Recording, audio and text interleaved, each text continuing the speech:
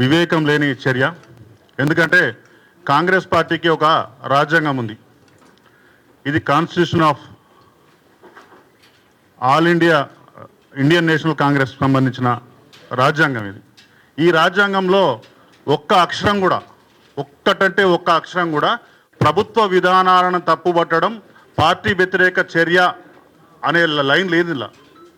ఇలా తీన్మార్ మల్లన్న గారు ప్రభుత్వం చేసిన సర్వే మీద కులగణన తప్పు, ఇది తప్పుల తడక అని చెప్పితే అది పార్టీ క్రమశిక్షణ కింద వస్తుందో ఎట్లా వస్తుందో కాంగ్రెస్ పార్టీ నాయకులు వివరణ ఇవ్వాలని కోరుతున్నాం. ఇక్కడి నుంచే ఈ ప్రెస్ క్లబ్ నుండే ఈ రాజ్యాంగ ప్రతినిధి, అదే కాంగ్రెస్ పార్టీ రాజ్యాంగ ప్రతినిధి ఆ చిన్నారెడ్డి గారికి, రేవంత్ రెడ్డి గారికి, మహేష్ కుమార్ గారికి పంపుతాం.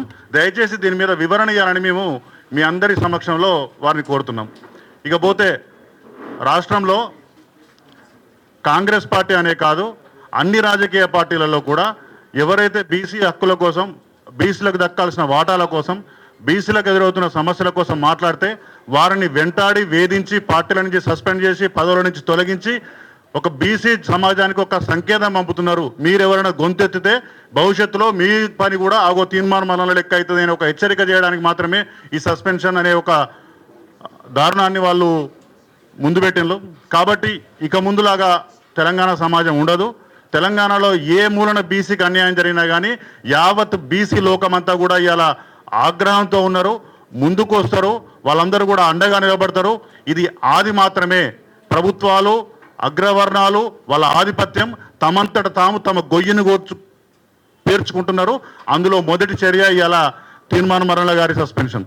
తీన్మార్ మల్లన్న గారి సస్పెన్షన్ మొదటిది కాదు, కానీ ఇది చివరిది కావాలని మాత్రమే మేము కోరుకుంటున్నాం.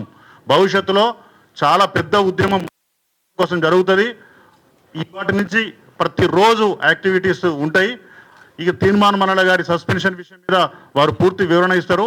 బీసీలకు సంబంధించి కూడా భవిష్యత్ కార్యాచరణ ఎట్లా ఉండబోతుంది, భవిష్యత్తులో ఏం జరగబోతుంది అనేది కూడా మీరందరూ కూడా భవిష్యత్ కాలంలో, ఎక్కువ కూడా కాదు కొన్ని రోజుల్లోనే చూస్తారు. ఇప్పుడు తీన్మార్ మల్లన్న గారు మాట్లాడతారు.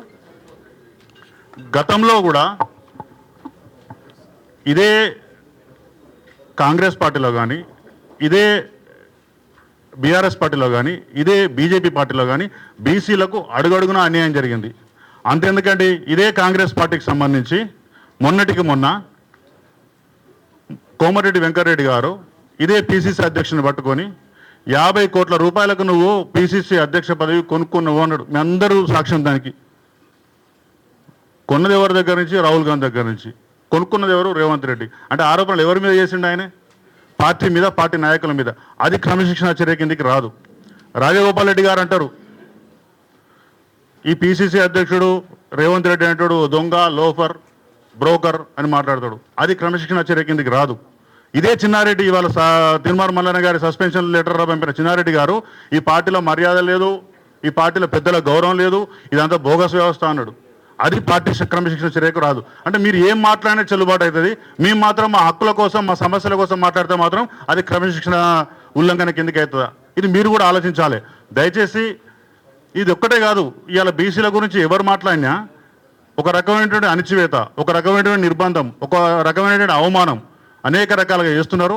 ఇక భవిష్యత్తులో ఇలాంటి జరగకుండా ఉండడం కోసం ఖచ్చితంగా మీ అందరి సహకారంతో ముందుకు పోతామని తెలియజేస్తూ ఇప్పుడు తీన్మార్ మల్లన్న గారు మాట్లాడాలని కోరుతున్నాం.